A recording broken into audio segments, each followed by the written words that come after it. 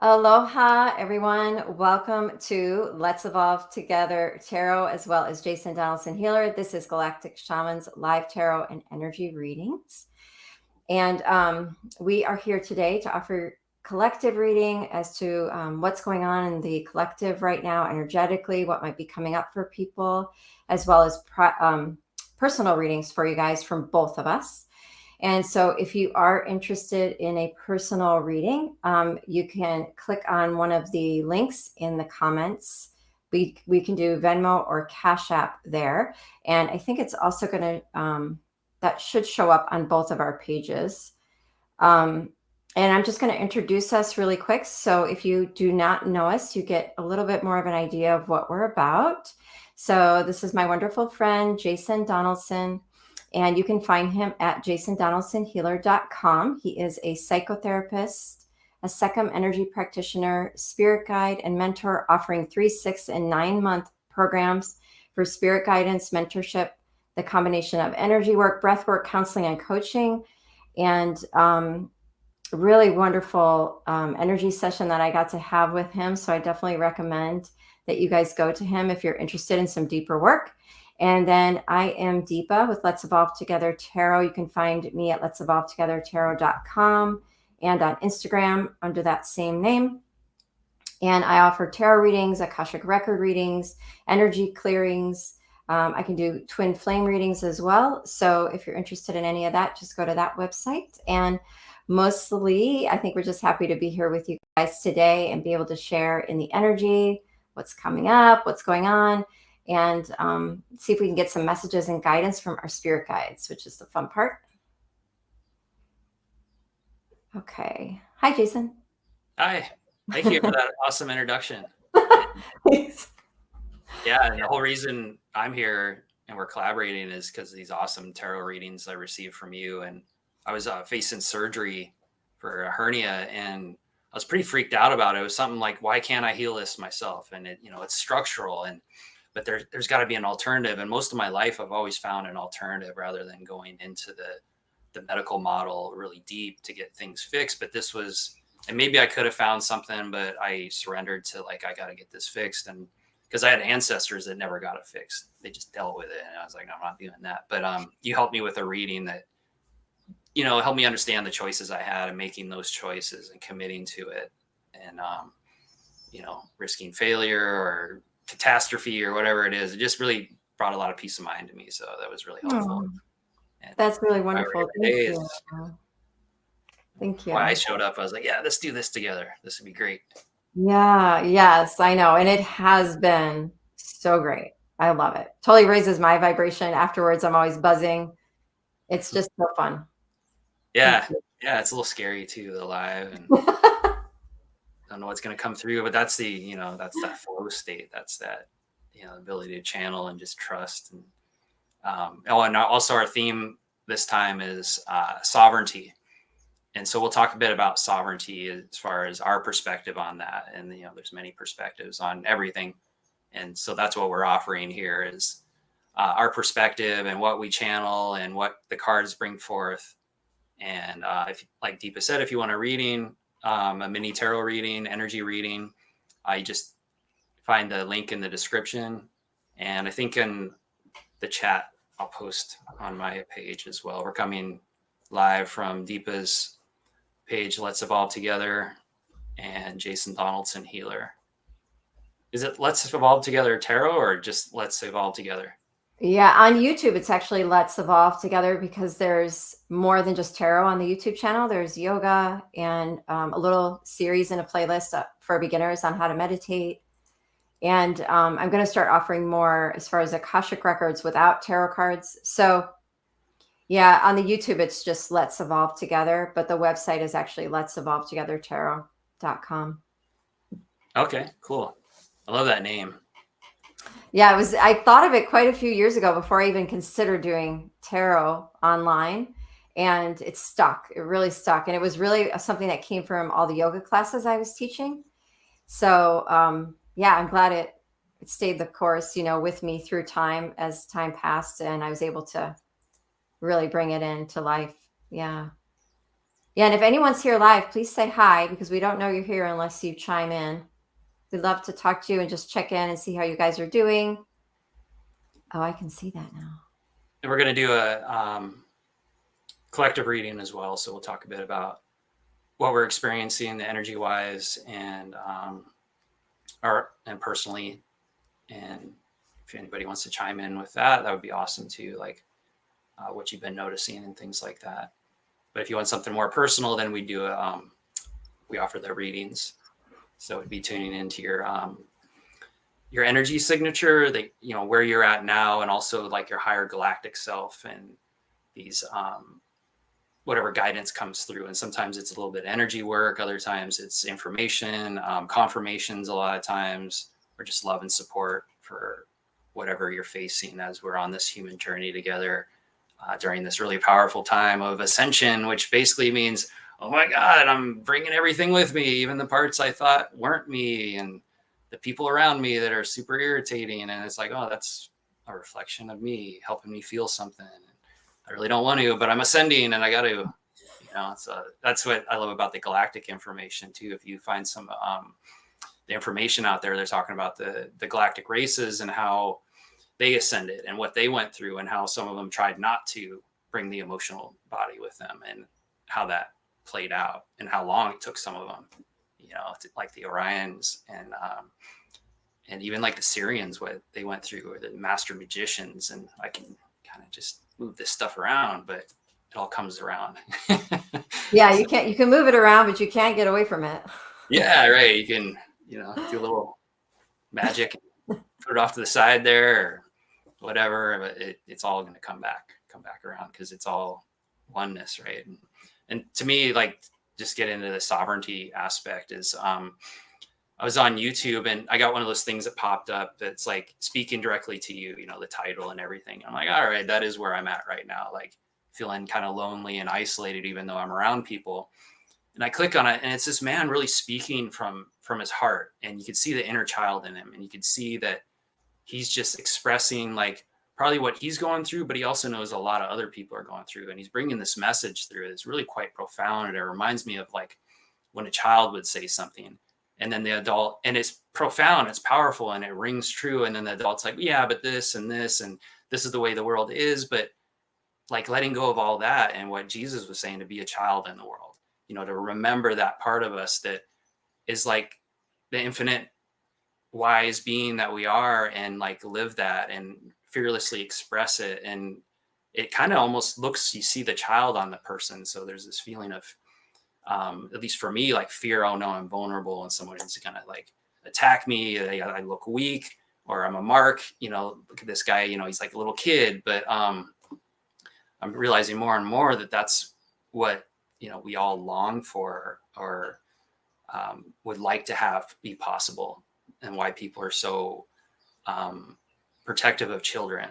Like stuff can happen to an adult and they're like, oh man, that's horrible. But if it happens to a kid, you're like, oh man, what the hell? And it's just like off the rails, kind of upset, because we all want, as far as I believe, we all want to feel that child that's able to just enjoy its life and not be yelled at or controlled or manipulated. And to me, that's what sovereignty is you get to live that. You get to live and express your joy unapologetically, because it's not hurting anyone. And if anyone gets upset, they're already upset, with what's being said.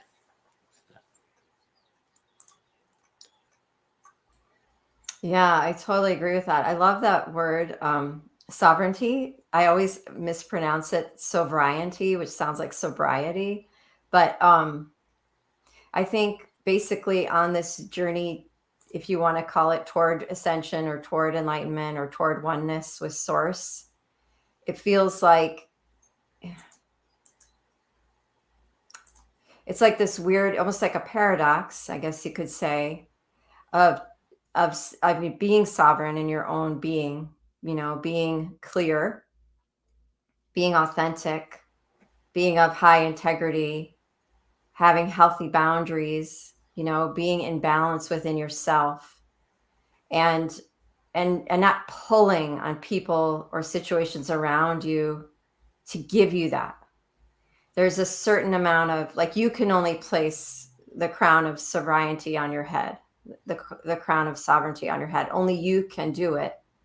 And I think there's a lot of power to that, because that really is a place where you stand in your power with your sovereignty, your sovereignty. And it's also like, well, if we're traveling more toward oneness and unity, then how does that work with being sovereign? Because being sovereign, it's almost like, you feel alone in it. There's a power in it where you feel, okay, here I am in my space, not pulling, but there's a power to that and a grace to that, where you also are contributing to your environment and your community, and then traveling toward oneness and inner freedom together as a whole.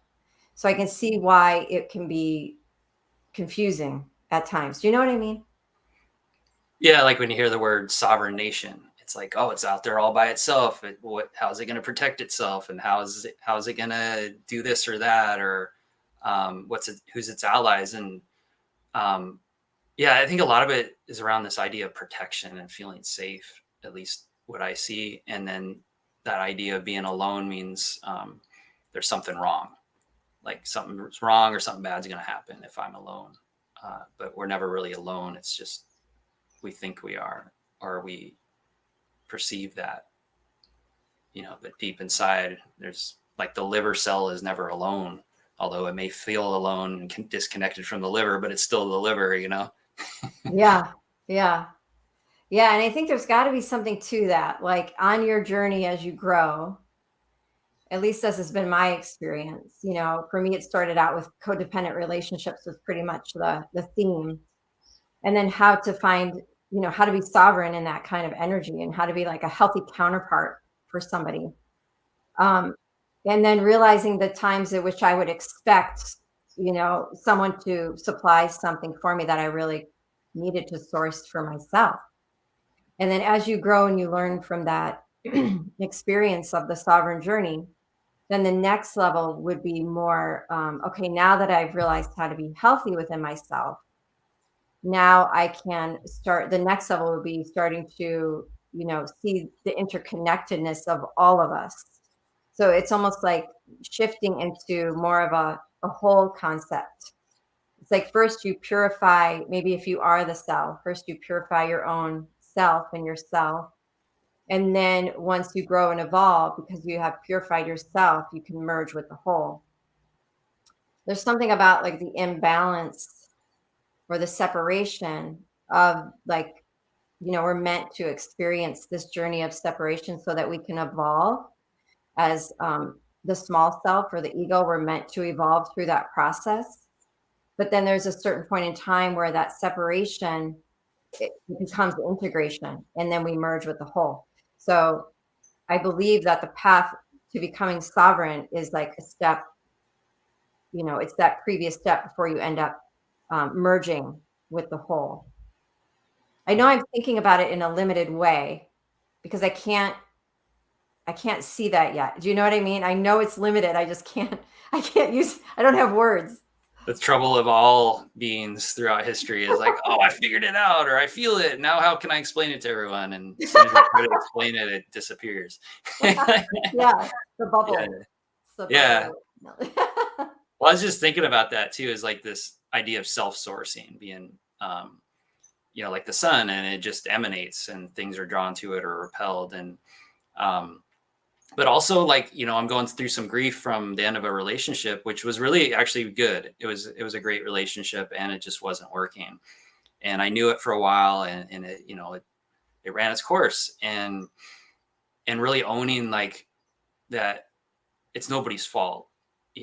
Maybe things could have been done differently, but it's really just, it's not working. And what I miss the most, is this. First I actually opened my heart and let myself really love someone at a deep, deep level. And now I'm like, oh God, why did I do that? It hurts so bad. And it'd be a tendency to blame that person or blame myself. And really, I actually did really well with this one. It's just like, I chose love as much as I could rather than the judgments and the insanity that my mind offers all the time. But what I miss the most, and what I'm grieving, there is such a thing as grief. There's a sadness about what was shared. what level of intimacy I shared with another person, what level of love I got to experience with another person. Like, true, it's inside of me, and it's there, but it's like, it's so much more fun and enjoyable to share with others, to go to a party where everyone's smiling and laughing. You smile and laugh at home, but when there's more people, it's just like, oh, this is so great. This is amazing. And so I think that's what a lot of, like, I'm seeing grief is about, is you still love that person, you love that experience, that situation, but there's this longing for, more of that type of experience, and it's all external, and we already have it inside of us, but it's like, I wanted more, and this is like bathed in Egyptian archetypes and energies. Is, she's like the holy longing, like why we even incarnate is to come here and taste the food, and to play and to enjoy life, and an indulgence would be, like Hathor or someone else is like, oh, I'm enjoying this drink and I'm enjoying this expression of dance and celebration. And so I'm kind of went off on a tangent there, but that's like this idea of self-sourcing, but still wanting to share it with someone else. Yeah. That's kind of what I'm like feeling.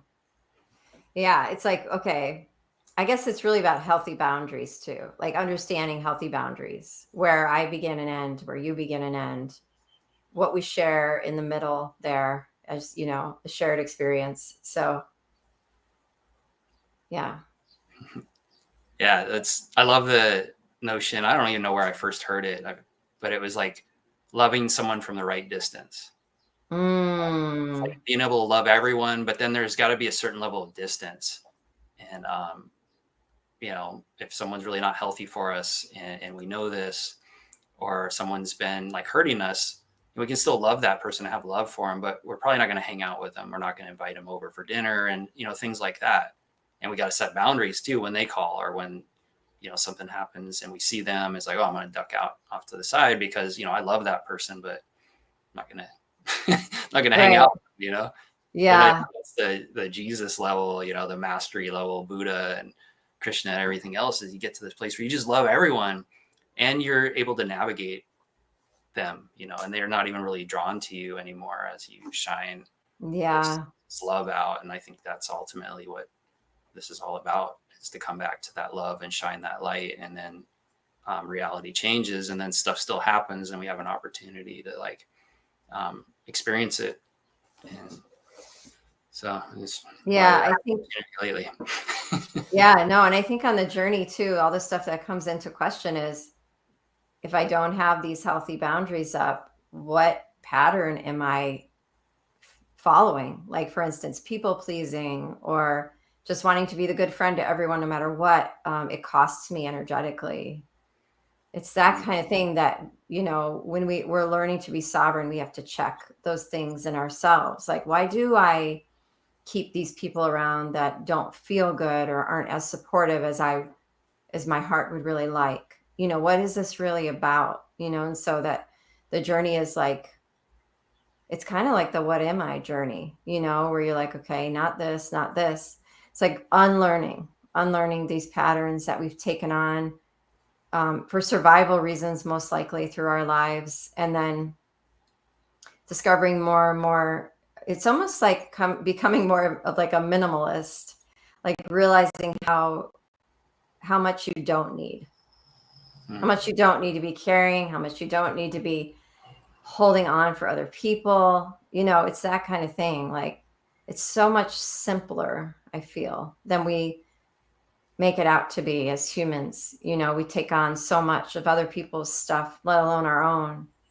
We feel like we have to carry their burdens too. So there's definitely a lot of like what we need to learn about ourselves through relationships. So it's like, getting clear on that, unblurring the lines, kind of. Yeah, relationships are like the master class. Yeah. Intimate, romantic ones, or just like a boss or a friend or anything.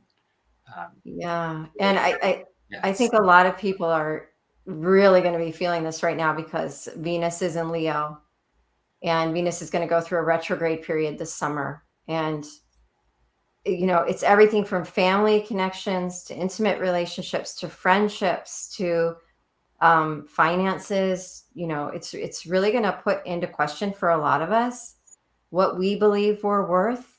And then of course, then we have to face, is that all I believe that I'm worth, and why, or where did that come from? And how much do I value myself? How do I want to set up my finances? How do I set up my finances? And then it's like, also like, why do I have the connections that I do? How do I share myself? How do I not? There's so much we're going to all be weighing this summer. It's going to be an interesting summer. Like, I feel like most of the time it's like summertime, travel. It's almost like this party energy that comes alive for everybody. And it's the sun, the sun is at least in our, um, you know, whatever I'm trying to say, but it's feels like we're going to be in this energy of introspection more than like is normal for kind of a typical summertime period that you would expect. It just feels like with the retrograde happening right in the middle of the summer, it's going to be a lot of like rest, reflection, and review, and like just asking what we really want of ourselves in our lives, and like redoing the little blueprint of it. Yeah, I love that, because it just guides us to what we want, what we truly desire, rather than what we're settling for or what we are comfortable with. And I was thinking about the tarot cards too, and what would represent like sovereignty. And the Emperor pops in first off, but really I feel it more like the sun. The sun and the star, like this. I'm free in my body. I'm enjoying life. I'm connected. My inner child's happy. And then with the star, I'm connected to source, and I'm channeling the divine, and I'm creating a new reality, a new world. And that would be pretty epic. And there's like, I think the sun is the first card out of the descent, out of when you come out of the underworld, right? Or the inner world, really, is like you're coming out now, and it's like you've done all this inner work, and now what do I do with all this? And there's still this fear of, oh no, I can't do that because all these things that happened in the past.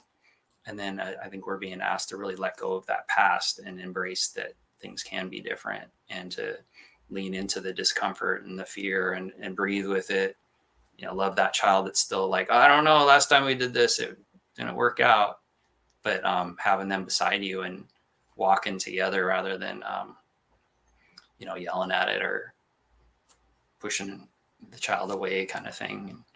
Because I think we're way harsher on ourselves in those parts of us than we are with any other child or anyone else in the world. And so it's like self-sourcing, self-loving, breathing. I just breathe with those parts, even though I'm like, oh, I feel weak because this little child's crying next to me, and I feel it too, and people are going to see it. And it's kind of the opposite. People kind of resonate with like your soul when they see that you're feeling, and you're still able to navigate life. It's not overwhelming, even though that's going to happen sometimes, and that's fine, because we always pull out of it because it's not our truth. Yeah. And Molly was just saying, and by the way, if we ever mention Molly, it's because she's an incredible astrologist, and Molly McCord on YouTube. She was just mentioning in one of her podcasts about how probably the number one thing we will be needing this summer is self-compassion, because not only are a lot of us going to be trying something new, and we need to really be patient with ourselves. It was so cute. I think it was her who also posted this little meme of a baby the baby had put one sock on, and it was trying to put on the other sock. And it just got so frustrated and threw like the biggest tantrum, and like it just totally tore my heart apart. He was so upset, but it was that energy. Like, I'm trying something new. I'm trying to be really good at it. And I want to succeed. I know how to do it, but it's just not working. And it's that energy that like frustration, but like, it just feels like self-compassion and patience will be like these two mainstays that we need to hold on to for pretty much the rest of the year, in my perspective, if not our lives. But I think it's going to be a pretty interesting summer, and those two things, those two tools can really guide us. Yeah, because a part of us remembers, like, I'm an infinite, unlimited creator being, and I have had lifetimes where I've done these things, and then we go to do them, and you're like, why is this so difficult? I played Yeah. piano many, many lifetimes, or when I did Tai Chi a lot, people would come that were meditated, and they were like energy workers and healers, and like straight out of the jungle, living really close to nature, got the dreads and everything, and they got some power, and they would try to do the Tai Chi, and they would try to like do push hands and try to move my teacher or one of us, and they couldn't because they really hadn't embodied the balance yet, and they didn't know the technique to do it, but they had the energy, and you could feel them in your energy trying to dig around and throw you off balance, but your structure was good.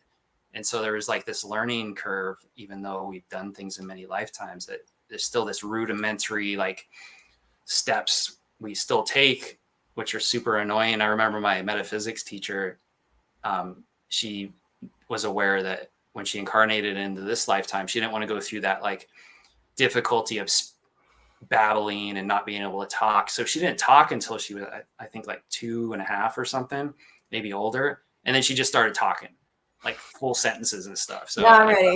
interesting. Like, I'm coming in, but I don't want to do all that crap. I'm gonna Yeah. do this. Sometimes we don't have a choice, or eventually, we have to do that.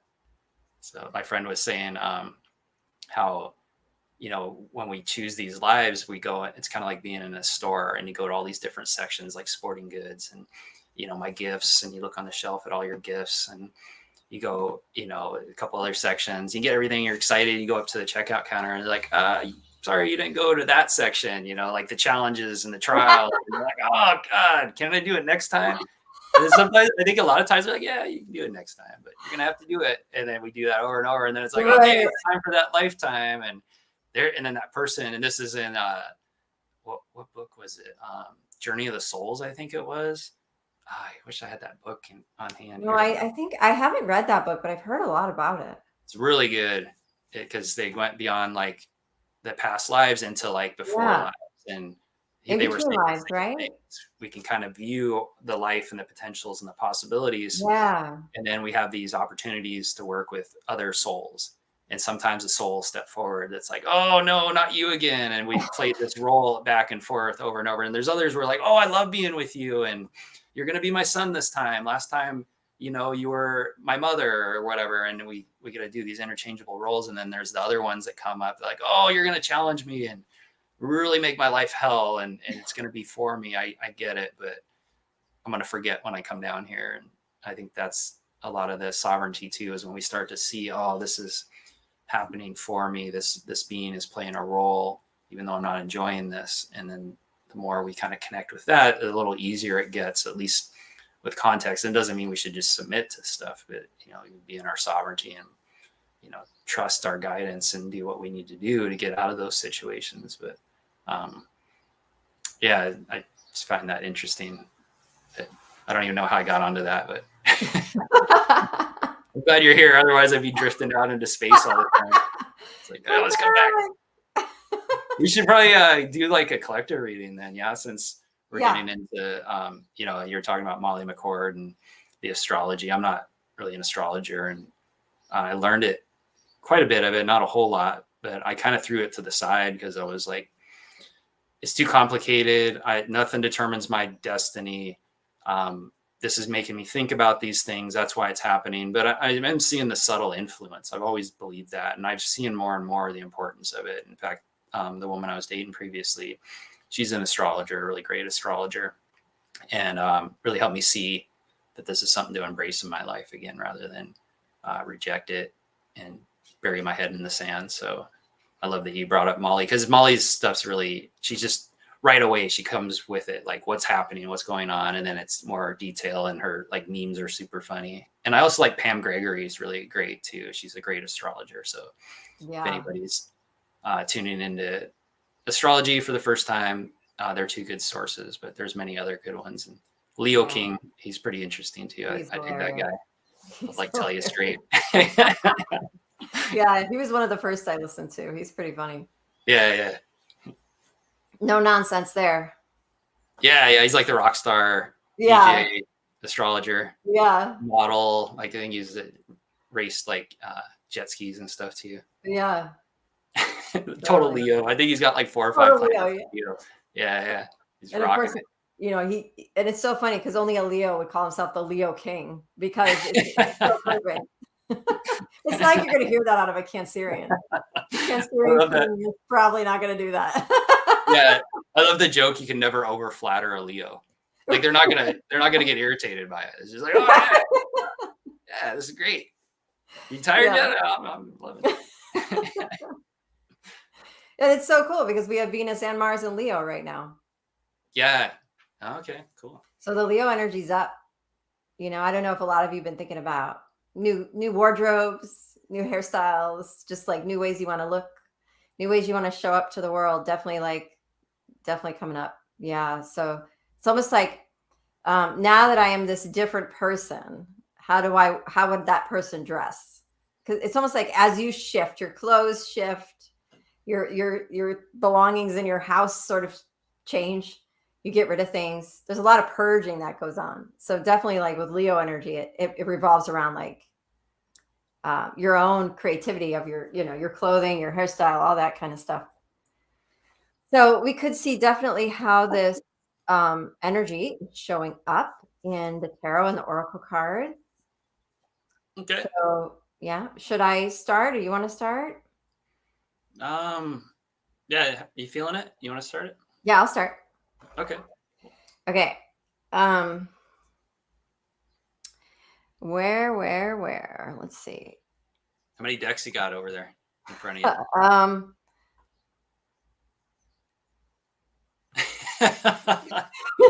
10.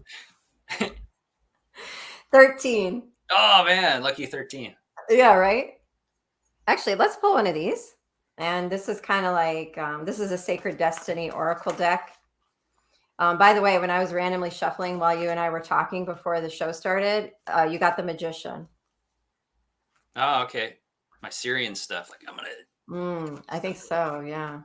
Or actually, I'm gonna embrace I don't know that. if it ever goes away, but Like you're in it. that? I said, I don't know if it ever goes away, but you're in it. Yeah. Okay, so we got, and I turned off my light on purpose. I know I'm dark, but the cards show it better this way. So we got Wonders. So this is like breakthrough. There's a crystal here. It's purple. If you can't see it, it's like it looks like an amethyst or a quartz crystal, but it's basically breaking through this dark cloud. And that is the energy right now. There's definitely like a lot of energy leaning toward mental clarity and breakthrough. So I'm gonna see what this is about with a different deck.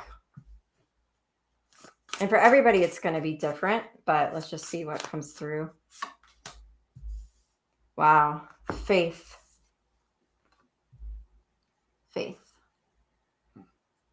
So miraculously, amazingly, everything I need always comes. Love is opening me to receive beyond anything I imagine. And it's also this energy of if I open to what's wondrous and what's magical, if I have faith in that mystery, because this is like really allowing the universe to be present in our lives when we feel grateful for the magic and the opportunities that are already present in our lives. And then we allow the universe, that's an opening where the universe can really step in and bring in doors opening and adjacent possibilities, which has been coming up a lot in the collective readings on my Instagram channel. It's like if one thing doesn't work, there's other ways to be abundant just right around the corner. We only have to open our eyes. There's not just one way to receive abundance, and having faith in the journey and where it might take us is what will carry us. It's like the raft that carries us to our destination or where we're hoping to land. And right now, like what I've been seeing in the collective for sure. And there's one really great thing we're not going to tell you about yet. It's too early, but we will tell you soon. But people have been getting new jobs. So definitely wonderful financial opportunities are coming up for people, starting new businesses, getting new jobs, changing careers. There's definitely that energy in the air with this Venus and Leo energy. So I'm definitely, sensing that and seeing that come up for people. Just from what I've seen around me, and from what I know about Venus. So do you want to go back and forth or what do you want to do today? Sure.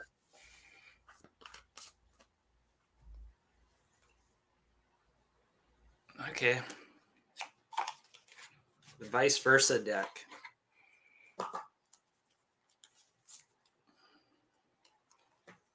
So this is the deck that shows like the opposite of the Rider-Waite deck, although it's slightly different. I was kind of hoping it was. I remember years ago I saw one that was the exact opposite of the Rider-Waite deck. If anybody knows what that is, please comment.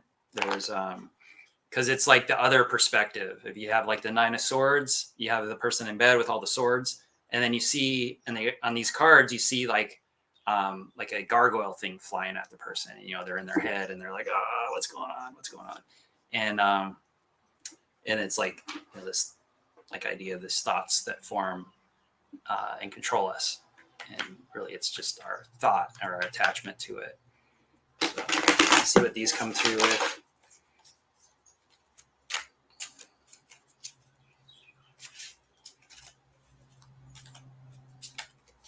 I haven't really worked with these ones much. This is a deck you loaned me, Deepa,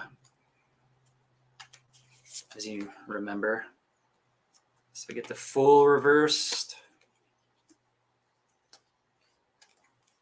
Temperance reversed, and the Tower reversed. So I get a bunch of reversals. So we have the Fool. It's a pretty cool deck. It was very vibrant in color. And then on the opposite side, you see the Star and his excitement for the journey he's about to take, even though it's kind of dark. So with the Fool reversed, what I'm getting is, you know, what comes up immediately for me just looking at it and is the like this longing for something. Like I want to move towards something. I'm ready to go.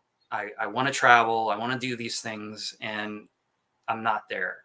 Like it even almost like, what do I do? What's going to happen? What do I do next? And with the Temperance reversed, I think that's showing really that there's still more inner work. There's still more, like you were saying earlier, Deepa, like getting clear with what you truly want. Like there's ideas of what we think we want. Like we want to be successful. It's like, okay, what's success?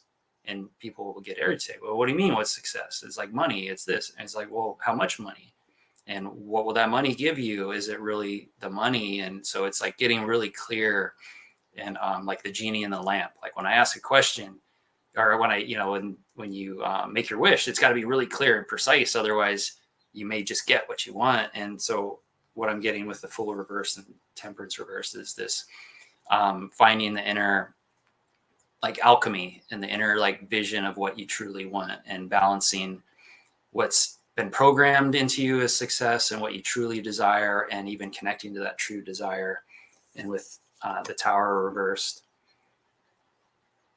like I would read that as like basically having these little epiphanies, having these insights, and that kind of like shake you to your core. Like, whoa, what would that be like if I did it like that? Or what would it be like if there was no money anymore? Or if I, you know, quit my job, or if I stepped out and did something totally radically different. And I'm not saying we would do that, but it's like really entertaining it, really feeling it, and embracing that.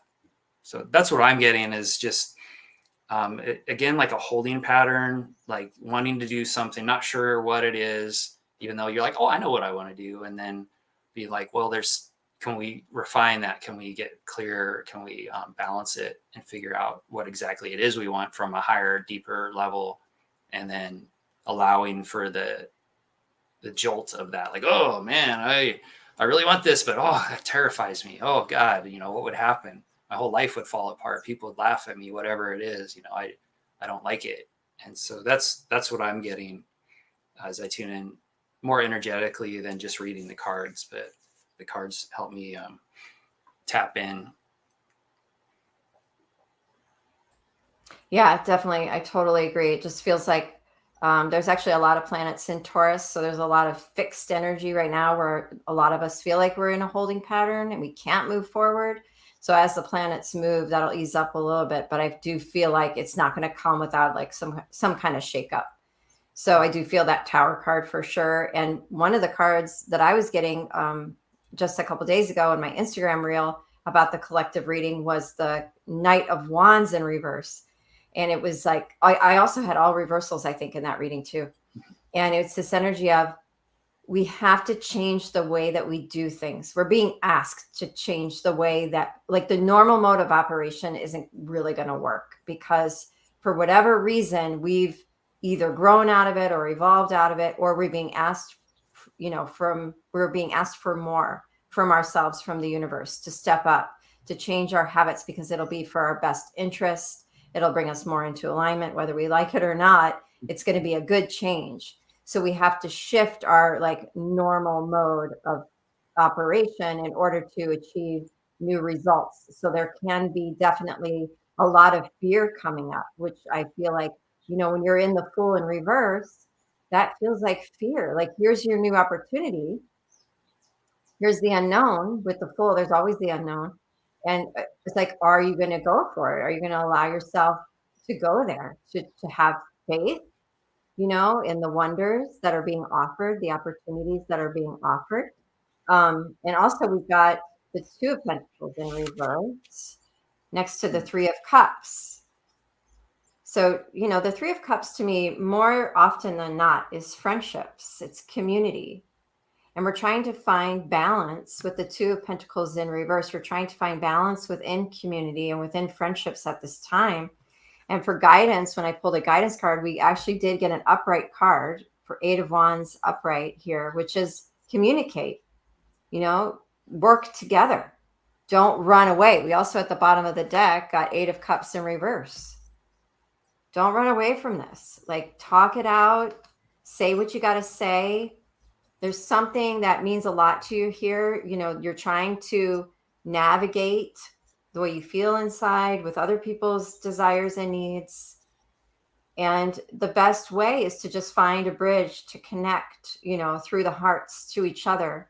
Okay, how can we work this out? And not to run from like what potentially feels like confrontation or conflict, but to say, I'm going to do it differently this time.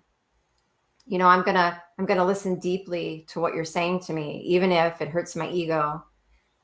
And I want to tell you how I feel, even if it hurts your ego, because we need to come to a new understanding. There's definitely a new level that's wanting to be reached here. I feel like this summer, we're all going to be coming to like a new level with ourselves and with each other. And I do feel like the ground's going to shake to make it happen. We'll be facing fears. It will be a challenge, but in the end, we're going to be really happy that that we've shifted. It feels like that. Hi, Carol. Hey, Carol. So respect yourself as you are a vital part of the world, of the whole, learning to work in harmony. Yeah. Absolutely. Yeah. Yeah. It's almost like, little old me doesn't exist anymore. That phrase. Yeah. Little old me. Well, the communication is so important. And like, I know in my life, there's a tendency to just like walk away from things and scorch the earth. Like, that's it, I'm out, burn bridges and everything else. And I've done a lot better with it the last decade, but there's still that tendency. And so for me, it's like when I have that knee jerk reaction, like, oh, I just need to get out of this thing. I know it's me needing to actually try to communicate more. And I think that's all any of us can do, is try to communicate what we're truly feeling, what we're desiring, what we need, and in a way that people can hear it, and then also be able to do the same for others. And this is something that came up recently that a gentleman was sharing with me, is, it's really doing that, and maybe even taking turns doing it. Like, you go to someone, you tell them, he suggests you go to someone and you tell them like, hey, I want you to tell me everything. You never got to tell me everything you feel, everything, I need to hear, you want me to hear. And I'm not going to say anything except for, is there more? And actually do that and not get triggered, not get upset, not let the ego jump up and be like, oh, that's not what happened. Because a lot of times it's perception. Like, they may be misperceiving, but it's like they come to it on their own a lot of times.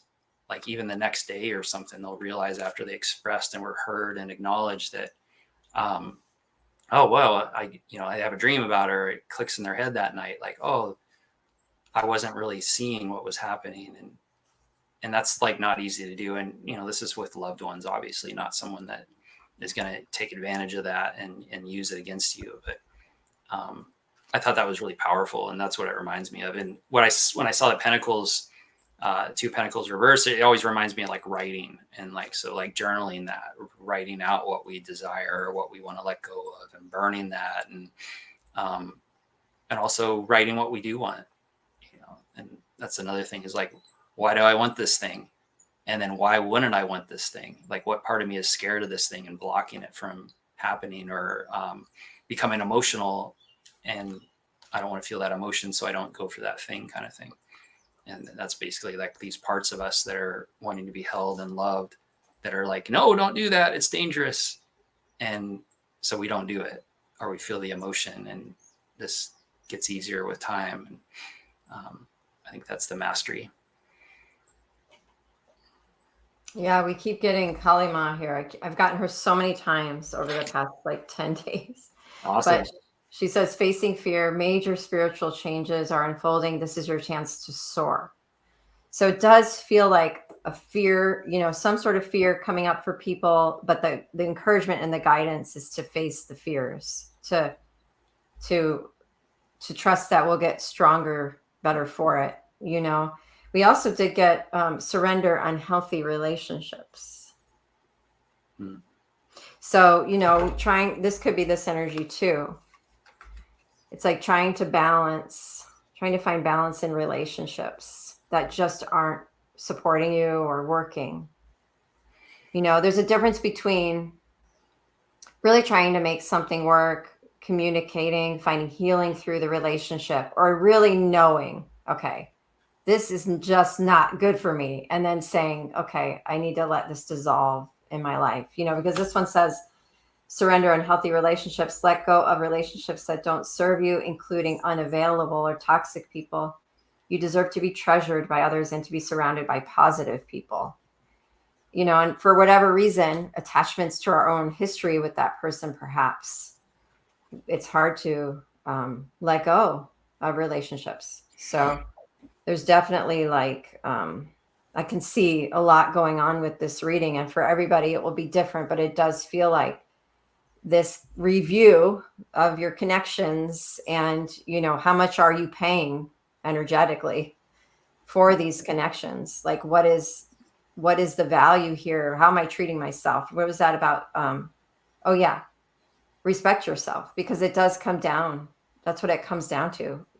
Our relationships really do reflect how much we respect ourselves, depending on the types of relationships that we choose.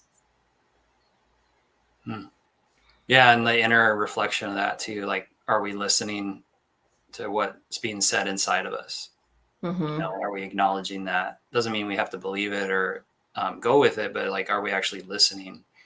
And can we express to others and they actually listen and hear, or are they just kind of focused on their own stuff and their own needs and wants? And how fast is their mental body going? How much are they living in their head? And maybe that's a reflection too, but it's like, if we can't communicate and people are just jumping on us with everything and things aren't working, then maybe there's something better, even though it's not even bad what we're in, the situation we're in. It's like actually pretty good, and it's really close to what we want, and we know on some level it's like there's something else out there. It's like the idea of getting rid of the clothes in the closet to make room for the new clothes, even though they haven't showed up yet. And that's the thing, is like, well, and this is this is something this guy Brian I know says, is like, I'll put some wood in that fire when it starts putting out some fucking heat. It's like, it hasn't even been built yet, and we're like, well, I'll put wood in it when it starts producing. And so it's like this idea that we have to basically be it, trust that the faith, like, it's going to show up, it's going to be here. And then like, if it kind of shows up and not really, like, no, I'm going to hold out for what I really want. And entrepreneurs know this, they do this, they'll live in their car and stuff because they're like, nope, I'm working for myself, I'm going to create this thing, I'm going to do it. I don't care. I'm not going back to that job, or I'm not going to take this offer, because they know they'll just get sucked into it, and they'll put all their time and consciousness into helping someone else get what they want. And it doesn't always serve the collective either. It's like detrimental sometimes. So that's what I'm getting, is like just being with it, trusting it's going to show up. Yeah, I love that. That was a great story, great metaphor for that energy, for this energy right now too. Yeah. Yeah. So like, what can we ask ourselves right now? Do I accept myself without judgment?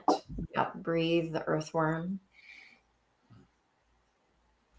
And then and the mother's been coming up a lot. And this is probably because we're getting close to the summer solstice and that Cancerian energy. What role is mothering energy playing in my life? Nurture. Oops. Because I think like if we can accept ourselves unconditionally, right, without judgment, we can then nurture ourselves like a mother, an unconditional love of a mother. So it's like that energy of, reparenting yourself. So maybe it was a hard past or childhood that some of us have had. So what can you do now to source that energy? How can you reparent yourself? What can you give yourself to supply that now? Like, how can you listen to yourself without judgment? Love yourself unconditionally, prioritize and respect yourself despite, what you think you should do or what you think is being expected of you. And like, Yeah. imagine like the divine mother of all, holding you in her open arms, unconditionally loving you for just being you, that's it, just existing. And see if you can do that for yourself and just there's an allowance there of your whole self to come through when we can love to those depths. Yeah, not comparing ourselves to others, because they didn't live our life. It may be easier for some people to do certain things, and the tendency of like, why does it always work for them, and why is this?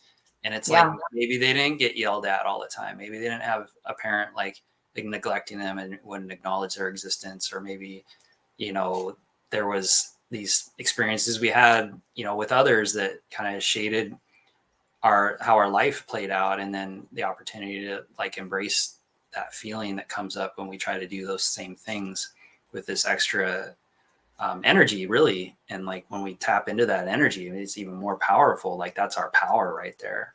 And to really embrace that idea, well, what if this is my power, rather than just making me feel limited and vulnerable and weak? Maybe that's my juice. Yeah, like, because they say vulnerability brings connection, and we do these circles and these groups, and when someone really drops something from the heart, and the whole room opens up, and everyone else does the same thing. So yeah, that's pretty powerful. Cool. So I'm gonna pull a dragon card and see what the dragons have to say.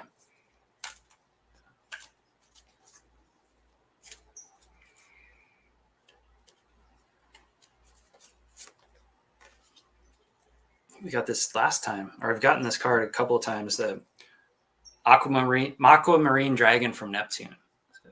Oh, nice. Yeah. So enables you to access your deepest soul wisdom. So like the deep dive into the subconscious, and the subconscious connection to the higher self would be what I would get. Yeah. Spirituality and wisdom are available to you. Develop your psychic abilities and receive soul knowledge. Nice. Yeah. Yeah. Let's actually pull from, let's see what the star seeds have to say as we're bridging now over to the more, the higher dimensions here. We'll get some galactic guidance.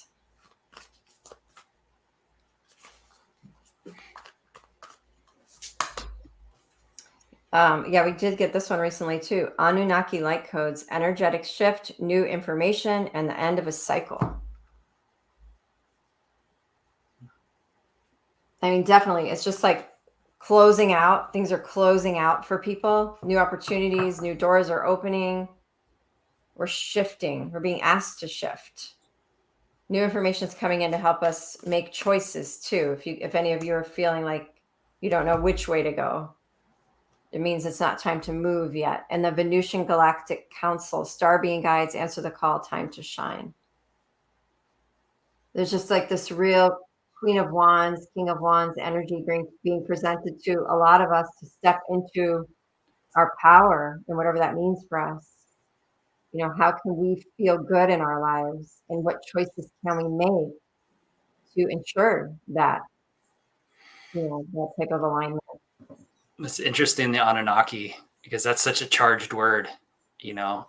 Like, were they good? Were they bad? Did they create the humans or did they enslave them? And were they even one race? It was like suggested there was multiple groups. And I find it really interesting, even like working with Thoth, like being I didn't really want to connect with because there's so much distortion around it, that energy and how it's been used. And you know, the Anunnaki connection and Atlantis and everything else. And you know, more and more it's realizing like what we put our energy into is what we create, and the stories we embrace and everything else. And so that's just interesting, you know, that pops in is like, what story are we taking on as the absolute truth? Or could it be different? Could there be something other than this? Maybe there's some level of insecurity or fear around this, and it brings up this negative story versus what truly played out. Like the alien abductions, like it's maybe I've just shifted, but I think the whole collective has shifted away from this idea that it's this horrible thing that's happening to people and they're being abused. Whereas it's like, oh, there's this contract that was carried out and we forgot. And the Zeta are like kind of, you know, like very intellectual, and they're like, you know, there is an agreement, you know, F you. They're not going to be compassionate as they're like dragging you or whatever. It's like they're like the worst babysitters, maybe, and not no disrespect any energies throughout the galaxy, but it's kind of like that person that doesn't really get social cues, and they're really loving, beautiful being, but they don't really get the social cue. And so people are like, oh, that guy's a dick. And it's like, well, no, he's just not understanding what you're talking about. And, you know, he has a different way of interacting, and like the neurodiversity is just different. But because we're used to things being a certain way in a certain context, it's jarring and it triggers our pain. And so I just wanted to throw that out there too, is like this perspective of what a thing actually is versus what it is. Yeah. What we think it is. And that's, you know, you know, using your psychic abilities. Like when you meet a sociopath, they're very charming, and they're you know, they say all the right things, and then there's a party that's like, oh, something doesn't feel right, you know, and you're like, I'm not gonna do this thing that they want me to do. And you know, it's trusting our gut, our, you know, our deep knowing. Yeah. I think we're definitely being asked to trust. And so that brings up a whole slew of potential open wounds for a lot of us. You know, how do we trust ourselves? Because it really does come down to trusting yourself. And once you trust yourself, the rest of it just falls away. Your need, I mean, of course, we want to trust those in our lives, right? But you can only truly trust yourself to take care of yourself, no matter what changes or evolves around you. And the number one bond in trust that we need to have is with ourselves. Yeah, to be selfish, to put ourselves first, like our higher self, our true self, Yeah. and strengthen that so that spills over to everyone else. Because when we do that, it will naturally do all those loving things. Like love just does what's needed. You know, if we're in a place of love where we're really loving ourselves first, we will naturally help others. We'll be drawn to it. And there's all this research showing that with entrepreneurs and other people. You know, they go through these phases where they want to acquire all this money, and they get all this money. There's like, well, I need more money. And it's like, they get the money and they start, you know, trying all these things, getting these things, and it's just kind of empty. And then they start getting into service to others, helping others, lifting others up, mentoring. And then their life becomes more fulfilled, and they start to connect more with the joy and what they thought was the money or these other things. And that's from really surrendering to that heart is what I see, and it just emanates out. Yeah, I think if we can really start to understand our own relationship patterns and how we either run toward love or away from it, we can then start to understand why it's important that we source the things that we need from within ourselves and our connection to consciousness, to God, to source. And that way our relationships with other people can show up in a really healthy way. It's like it's really hard to have a healthy relationship if you don't understand your shadow within relationships that you've developed over time for protection or survival, and just take some responsibility for how it's playing out, in the attachments that are showing up. Um, this is being sovereign. We've got to take responsibility for the way things are showing up in our lives. We can't just play the blame game. Yeah. And Carol commented, yes, what story am I believing? Trusting the inner discernment of the gut/heart. Yeah. It was interesting. You talked about the shadow too. I was just talking about that this morning, and in men's work in these groups we do, and with women too, is like we would tell each other, like the question would be, how will I know if you're in shadow? Like there's these things we do when we're in our head and caught up in the falsities of things in life and perceptions. And like me, I'll get really quiet or I'll get passive aggressive. And so I'll tell somebody that so they know, oh, he's just in that place, and to be able to hold space and not take it as personally. And then if we were in a group setting, like a therapeutic group setting, we'd be able to help that person in that moment, through that, what they were going through, acknowledge it and then move into the truth of who they are, basically turning around and facing the light. But I think that's true. If we don't know what it is and how we act, then how can we share with others? Like, hey, once in a while, you may see me do this. And if you do, please just give me a hug, or please just, try to help snap me out of it by being like, whatever it is for you, whatever, there's the 5 love languages, things like that are helpful. But really it's like, can you just be present with me when I'm there and not take it personally? I'll snap out of it, at least for me. Yeah, I think that was like the card we got with the 8 of Cups in reverse. It's like, can you not run when somebody else is going through experiencing their shadow? It's going to trigger us in some way with our own shadow. It's like, can we stand by them and it be in the love instead? And really that's a choice to stand by ourselves. I've learned that with my kids, as they throw tantrums and go through all this emotional stuff that they just naturally go through. At first it was so hard. Like I would get immediately triggered and just want to hide from them. Like I had no clue how to regulate myself. And now I'm at the point where I can just sit with them and whatever they're experiencing it. And it's okay for both of us. And it's not, I notice it triggering my stuff like it used to, but I'm not responding to it anymore. I'm not reacting in the way that I used to in fear, from what it was bringing up inside of me. So it's definitely like, this is powerful stuff that, relationships can teach us. And if we can really start on that journey of understanding ourselves, it takes so much weight off the people in our lives. So much weight. Yeah, it's like our child self. It's the adults. You'll see an adult regress right to a child, just like that. Temper tantrums, anger. I mean, it's basically just the child coming forward, and yeah, if we take that perspective, it helps a lot too. Be like, oh, this is their child wounding coming forward. This is that child self. And it's easier when it's a kid, but when it's an adult that says, I hate you, and, get away from me or something. Not that that's happened to me, but like my niece says that sometimes, like, I hate you. I'm like, oh, okay. Or don't talk to me right now. I'm like, oh shit, what did I do? I just walked in the door. I didn't even do anything, and it's easy to take it personal, but it's like, oh, she's just going through something. But when it's an adult and they say that, it's like, oh, what the hell, and we want to argue with them and stuff. We don't give them the space necessarily. Yeah. Yeah. So yeah, we got mother again, star mother. It's like And it Mary said, Magdalene. yeah, how can you mother yourself, of course. Cool. And initiation, rite of passage, crossing the threshold, moving from dark to light. And then the age of light, you've been training for this for lifetimes. It's a lot of Definitely. light.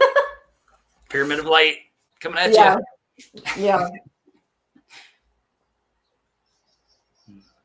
Yeah, and I've definitely said this before, so I'm copying and kind of repeating myself, but it's just like a lot of us are getting this awesome opportunity to live another lifetime within this lifetime, like a whole brand new paradigm shift for ourselves, all new choices. Like I don't want to choose that same kind of relationship anymore or that same kind of job anymore. It doesn't fit me anymore. Like just a whole new person, and our teacher always says, a lot of your past lives are in your current life. Like think about how many past lives you've had in just this life alone, how many different versions of you that you've been, you know Yep. So many faces and phases and yeah. opportunities. I'll pull one more card. Okay.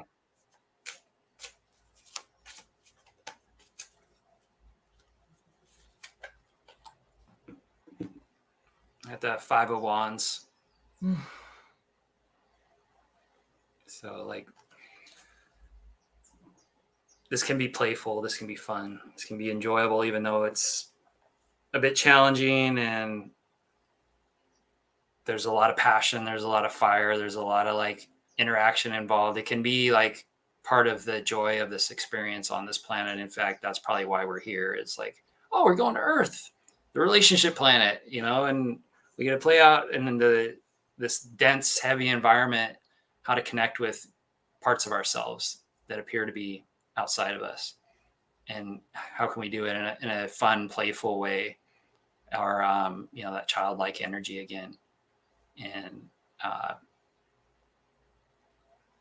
lot of it, what I'm seeing, from people that come to our events recently is, and I always is just this mental body fixation. It's just how many people are in their heads trying to figure stuff out, trying to analyze, trying to like be spiritual, and they're really just in their heads. They're just thinking about their thinking, and they're thinking and they're thinking and they're thinking. And when they come into presence, it's almost scary because it's like they're floating, they're disoriented. And it's like, oh, what's going on? What's happening? And it's grabbing onto some mental construct once again to have stability and balance. And you had mentioned something earlier about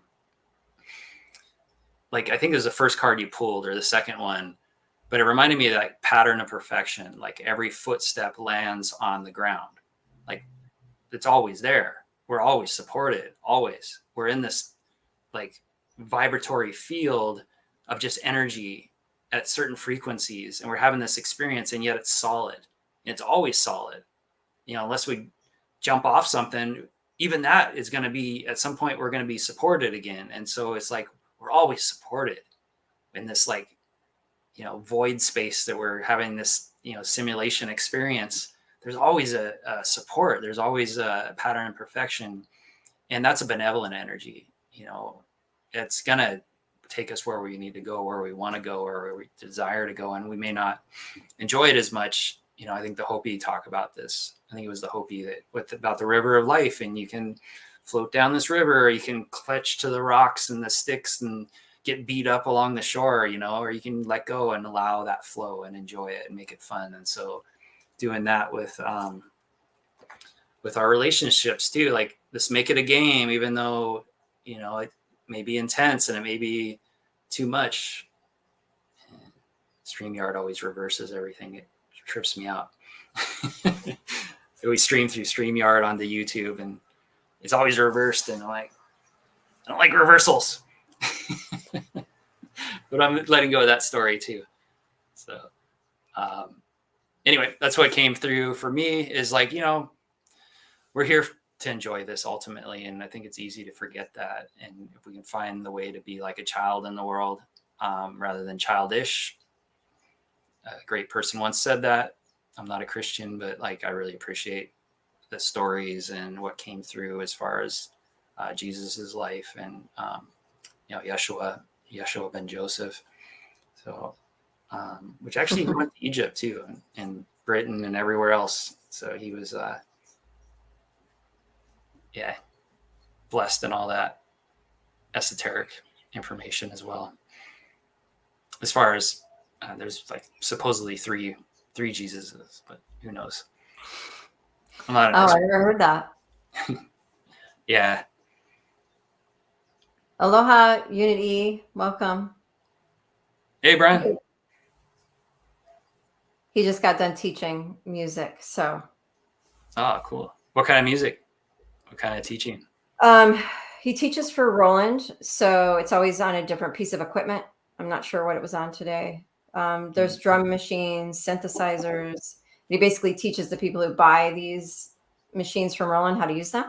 Oh, cool. So he's like a live manual. He's standing right outside the door. So weird to be talking about him. He's probably chuckling. Cool. So did you want to talk about anything else, or should we wrap it up for the day? Yeah, no, I think, I said this on the Instagram reel, this is some deep energy. And I feel like, even though, like you said, even though this is deep energy and it feels strong and it feels challenging, there's definitely like this ethereal with Neptune and Pisces. There's this ethereal energy to it. We can really tap into our spiritual resources, our spirit guides, our higher self to help us navigate these times and definitely step up. Yeah, spiritually speaking, reaching deeper inside, connecting with our multidimensional selves, our higher selves, to get this bigger perspective and to get more out of ourselves spiritually. These challenges that happen out here horizontally can really send us to new heights vertically as we connect to, what we truly are, like more of our true essence as divine beings. So there's so much grace in times like these. And this is not meant to in any way pull us down or kick us while we're down at all. It really is to lift us up. Like, look at this, you can do this, and you're so much more than you think. And this will bring you into greater alignment with self, and it will shift, not only you, but the people around you as well. So yeah, I think that's all I was going to say. Yeah. Always try to remember the true self. Yeah. Awesome. Well, that was great. It was awesome that we got to connect in this way and share this information. Everyone that showed up and listened and commented, thank you so much, Carol, Brian, and anybody watching the replay. Really appreciate you. Hope you're doing well with whatever's going on, and this was helpful. And again, just take in what resonates and throw away the rest. It's just offering perspective and support at this time. We're guided to do this for as long as we do it. And we got this list of topics we're only halfway through. So we'll probably be doing this a little bit longer for sure. Yeah. Thank you, everyone. Thanks for watching the recording. Thanks for coming on live. And we will see you next Thursday. Aloha.